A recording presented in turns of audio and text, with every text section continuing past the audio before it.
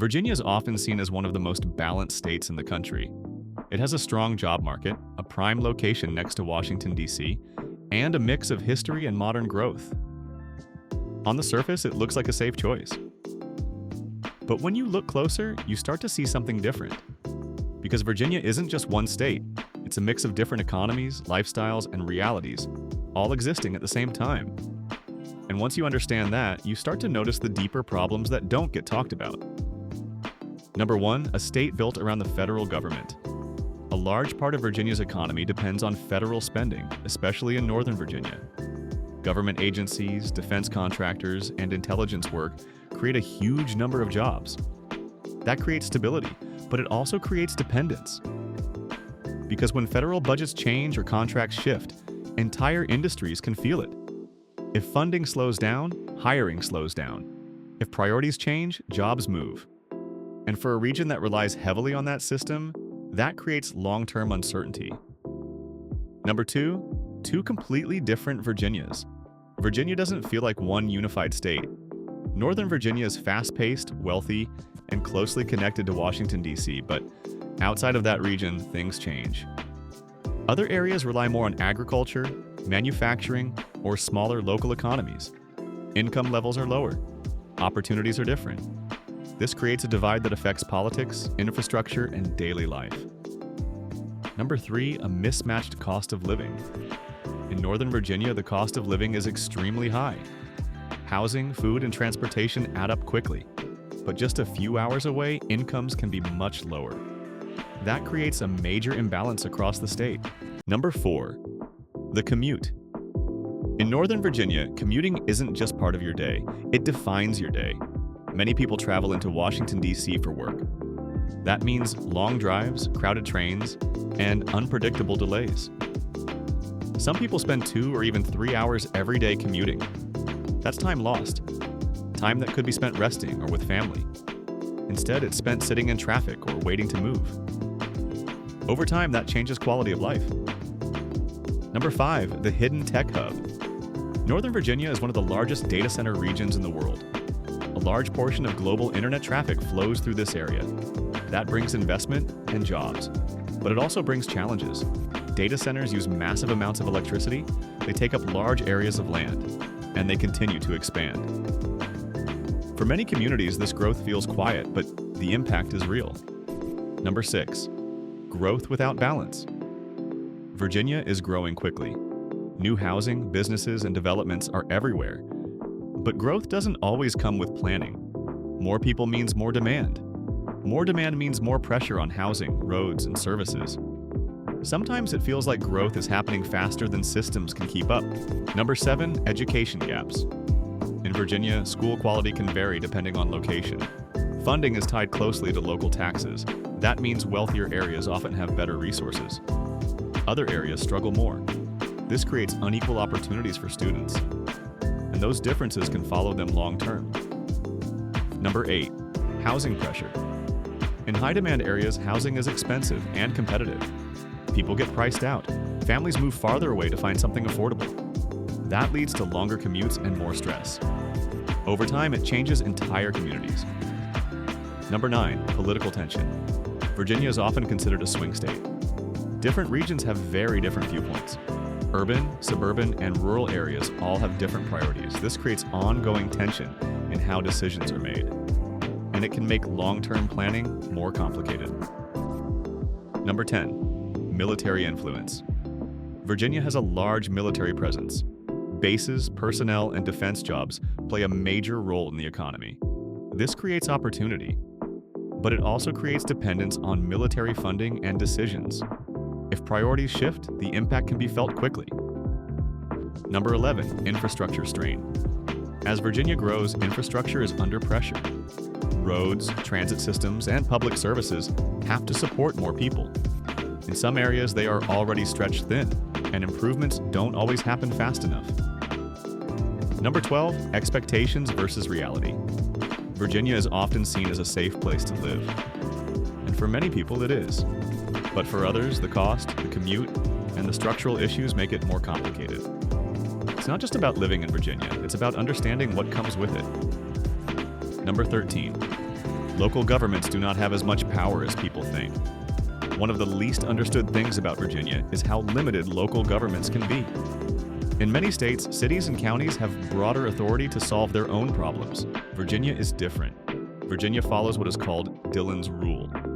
That means local governments can only use powers the state has clearly allowed them to use. So even if a city or county sees a problem right in front of it, that does not automatically mean it has the authority to fix it the way it wants to.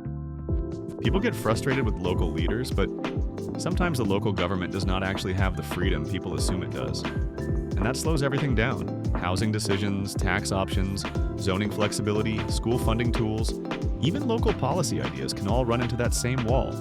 It makes Virginia feel more centralized than people realize. Number 14. Virginia's map is more complicated than it looks. Virginia has one of the strangest local government systems in the country. Its cities are not just cities inside counties like in most states. Many of them are independent cities. That means they are separate from counties entirely. Different budgets, different governments, different boundaries. And that sounds like a technical detail until you realize what it does in real life. Regional problems do not stay inside neat lines. Traffic does not. Housing does not. Public safety does not. Economic pressure does not. But when the structure is fragmented, coordination becomes harder. It becomes easier for areas to protect their own interests and harder to solve problems on a regional level. And over time, that can create duplication, competition, and inefficiency. Number 15. Virginia can feel regional without acting regional. A lot of the state's biggest problems are shared across neighboring communities, but the system does not always make shared solutions easy. One place grows fast. Another handles the spillover. One area has the jobs, another area has the housing pressure. And instead of one clean regional strategy, you often get pieces, separate plans, separate budgets, separate priorities. That is part of why Virginia can feel organized on paper, but uneven in practice. Number 16. Healthcare access gets weaker the farther you go. Virginia can look healthy from a distance because of the wealth concentrated in places like Northern Virginia. But the deeper issue is what happens outside those high-resource areas. In parts of rural Virginia, access to care is a much more serious problem than people realize. It is not just about having insurance, it is about whether the doctor is close enough, whether the clinic is staffed, whether the hospital can keep services open. And when care becomes harder to reach, people delay treatment. Small issues become bigger ones. Routine visits turn into emergencies. That is not just a healthcare problem. That becomes a quality of life problem for entire communities. Number 17. One hospital system can shape an entire region. In Southwest Virginia, healthcare has been heavily shaped by the ballot health system, which operates under active state supervision. That alone tells you how serious and unusual the regional healthcare structure is. When one system carries that much weight in a region, every decision matters more. Service changes matter more. Staffing decisions matter more. Funding pressure matters more. And for people living there, it can create the feeling that their access to care depends on a structure they do not really control. That creates anxiety, especially in communities that already feel economically fragile. Number 18, the healthcare gap is also an economic gap. When an area struggles to keep medical access strong, it affects more than patients. It affects whether families stay, whether older residents can age in place, whether employers see a community as stable. Healthcare is not just a service. In a lot of places, it is part of whether a region can keep growing at all. And that is one of Virginia's quieter problems. Some parts of the state are positioned to expand. Other parts are still fighting to hold on to the basics. Number 19, Virginia is one of the internet capitals of the world, but not everyone benefits from that equally. This is one of the biggest contradictions in the state. Virginia is home to enormous digital infrastructure. It plays a major role in how the internet itself functions. But even with that reputation, state planning documents still talk about the digital divide in terms of access, affordability, and adoption. That means the issue is not just whether internet exists somewhere nearby. It is whether people can actually get reliable service, afford it, and use it fully. So Virginia can look globally connected, while some residents still feel left behind in everyday life. That contrast is hard to ignore. Number 20, broadband is not the same thing as digital opportunity. This is where people oversimplify the issue. They hear broadband expansion, and assume the problem is basically solved. But Virginia's own digital opportunity planning makes it clear that access is only one piece of the problem. Affordability matters. Devices matter. Digital skills matter. That means a community can technically have service available and still not be fully connected in the way modern life requires. And in a state where education, work, healthcare, and government services are all becoming more digital, that gap matters more every year. Number 21, the state's tech growth comes with a hidden energy fight. Virginia's data center growth has become so large that regulators approved a separate electricity rate class for very large users, including data centers. That tells you the scale of the issue. This is not just about new buildings. It is about power demand, transmission lines, who pays for what, and how much strain future growth puts on the system. So even Virginia's success story has a deeper tension inside it. The same industry that brings money, relevance, and growth also raises questions about land use, electricity demand, and the burden placed on the grid. And that is what makes Virginia interesting. A lot of its biggest problems do not look dramatic at first. They look technical, structural, administrative, easy to ignore, until you realize those are exactly the kinds of problems that shape daily life the most.